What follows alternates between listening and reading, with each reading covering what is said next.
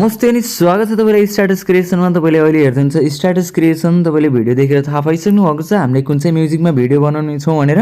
यदि तपाईले पनि यस्तै टाइपको बनाउन चाहनुहुन्छ भने सबैभन्दा सुरुमा क्यापकट एप्लिकेसनमा जानु होला।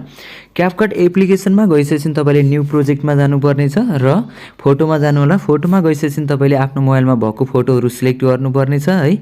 तपाईले फोटोहरु सिलेक्ट गर्नको लागि चाहिँ यो भिडियोको लागि चाहिँ तपाईसँग 10 वटा फोटोहरु आवश्यकता पर्नेछन्।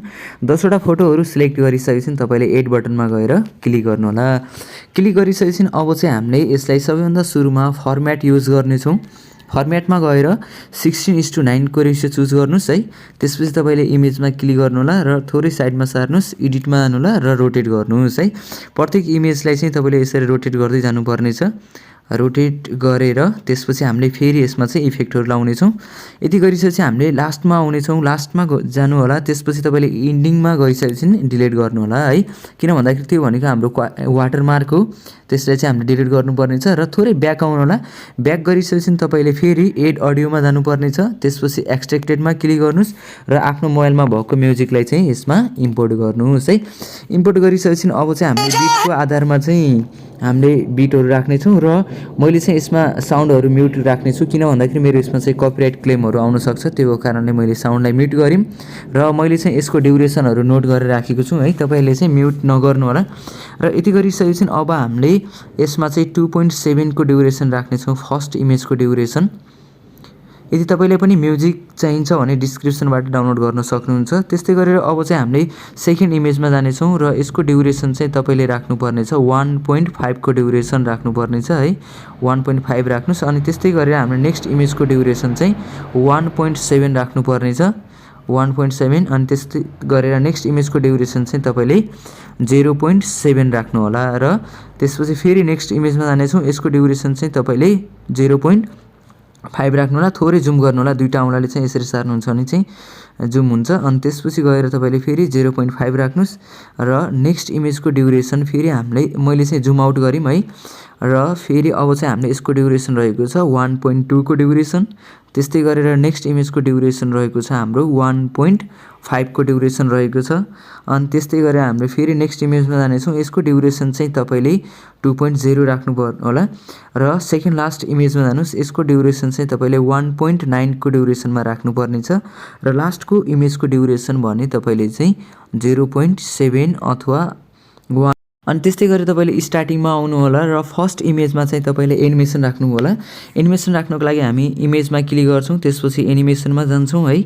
एनिमेसनमा गएर तपाईले कम्बो एनिमेसन चुज गर्नु होला। कम्बोमा गइसकेपछि सबैभन्दा सुरुमा हामीले बाइसेक्ट 2 इफेक्ट राख्नुपर्ने छ है। थोरै यता सार्नु होला र यसलाई चाहिँ बाइसेक्ट 2 मा गएर क्लिक गर्नुस्। अनि त्यसपछि नेक्स्ट इमेजमा क्लिक गर्नु होला। क्लिक गरिसकेपछि अब हामीले सेकेन्ड इमेजलाई चाहिँ हामीले वोबलमा राख्ने छौं है। यदि गरिसकेपछि हामीले नेक्स्ट इमेज जति पनि छ यसलाई चाहिँ हामीले पेन्डुलम 1 राख्ने छौं है। पेन्डुलम 1 राख्दै जानु होला।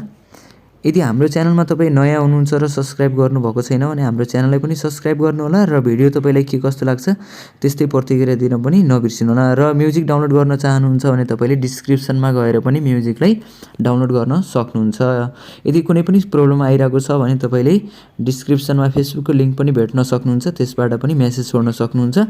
र यदि गरिसकेपछि अब चाहिँ हामीले यसमा इफेक्टहरु राख्ने छौं है। इफेक्ट राख्नको लागि अब चाहिँ हामी सबभन्दा सुरुमा दुईटा इमेजको बीचमा आउनु होला। दुईटा इमेजको बीचमा गइसकेपछि थोरै ब्याक गर्नुस्। ब्याक गरिसकेपछि हामीले इफेक्टमा जाने छौं। अनि त्यसपछि भिडियो इफेक्टमा जानु होला। भिडियो इफेक्टमा गइसकेपछि तपाईले एउटा मोड अप्सनमा जानु होला। मोड अप्सनमा गइसकेपछि यहाँनिर मेटेर इफेक्ट दिएको छ। मेटेर इफेक्ट सेट गर्नु होला है। यसको ड्युरेसन चाहिँ हाम्रो यहाँसम्म रहेको छ। यसमा पनि तपाईले मेटेर इफेक्ट युज गर्नुस्। यसमा पनि हामीले मेटेर इफेक्ट र तीनवटा इमेजमा चाहिँ हामीले मेटेर इफेक्ट युज गर्ने छौं भने त्यसपछि नेक्स्ट इमेजमा चाहिँ हामी वाटर ड्रपको साउन्ड रहेको थियो। त्यो भएको कारणले हामीले चाहिँ यहाँनिर एउटा पार्टीमा जानु होला। पार्टीमा गइसकेपछि तपाईले यहाँनिर वाटरको लागि रिपल्स भन्ने भेट्न सक्नुहुन्छ। यसलाई ओके। अनि त्यसपछि यसको ड्युरेसन पनि इमेजको ड्युरेसनसम्म राख्नु होला र यसलाई हामीले कपी गरिहेरौँ। कपी गरिसकेपछि यसलाई पनि यहाँसम्म राखौँ।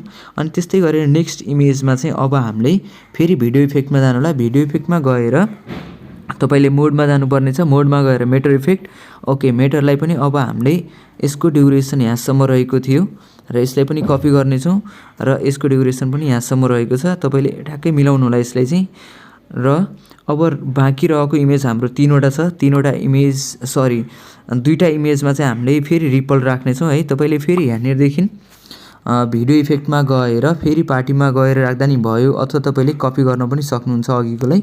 यसलाई रिपललाई क्लिक गरौँ, ओके। यसको ड्युरेसन यहाँसम्म रहेको छ, यसलाई कपी गर्नुहोस् र यसको ड्युरेसन चाहिँ मिलेर आउँछ है लास्टको इमेज चाहिँ। यदि तपाईँले फर्स्ट इमेजमा पनि इफेक्ट राख्न चाहनुहुन्छ भने कुनै इफेक्टहरू युज गर्दा नि हुन्छ। जस्तै मैले मोड इफेक्ट अथवा पार्टी, ल मोड इफेक्टहरू हामीले युज गर्नेछौँ र यसमा गएर एउटा स्पार्क 2 रहेको छ, मैले स्पार्क 2 राख्यौँ र यसको ड्युरेसन पनि हाम्रो यहाँसम्म रहेको छ र यसलाई चाहिँ अब हामीले सेभ गरिसकेपछि फेरि यसलाई रिअपलोड गर्नेछौँ है। यसमा क्लिक गर्नु होला, क्लिक गरिसकेपछि हामीले सेभ हुनेछ। र यदि तपाईँले कुनै पनि प्रब्लम आइरहेको छ भने तपाईँले फेसबुकमा पनि मेसेज गर्न सक्नुहुन्छ र म्युजिक डाउनलोड गर्नुहुन्छ भने चाहिँ तपाईँले डिस्क्रिप्सनबाट म्युजिकलाई पनि डाउनलोड गर्न सक्नुहुन्छ। र अब हामीले यदि भइसकेपछि यसलाई हामीले डनमा क्लिक गर्नेछौँ र फेरि न्यू प्रोजेक्टमा जानुहोस् र भिडियोमा जानु होला। भिडियोमा गइसकेपछि जुन भिडियो त्यसलाई फेरि हामीले यसमा एड गर्नेछौँ। एड गरिसकेपछि तपाईँले सबैभन्दा सुरुमा फर्मेटमा जानुपर्नेछ, त्यसपछि 9:16 को रेसियोमा जानुहोस् र तपाईँले फेरि लास्टमा जानु होला। लास्टमा गएपछि इन्डिङ पार्ट रहेको छ। अब चाहिँ हामीले यसलाई फेरि डिलिट गर्नेछौँ है। अब चाहिँ हाम्रो टिकटकको रेसियो अनुसार राख्नेछौँ। त्यसको लागि फेरि भिडियोमा क्लिक गर्नुहोस् र एडिटमा जानुहोस्, एडिटमा गएर रोटेट गर्नुहोस्, फेरि रोटेट गर्नुहोस् र रोटेट गरिसकेपछि अब हामीले फेरि पुनः यसलाई सेभ गर्नेछौँ। यति भइसकेपछि हामीले चाहिँ टिकटकमा पोस्ट गर्नको लागि रेडी हुन्छ है। तपाईँले पोस्ट गर्न सक्नुहुन्छ। भिडियो तपाईँलाई के कस्तो लाग्यो त्यस्तै प्रतिक्रिया दिन चाहिँ नबिर्सिनु।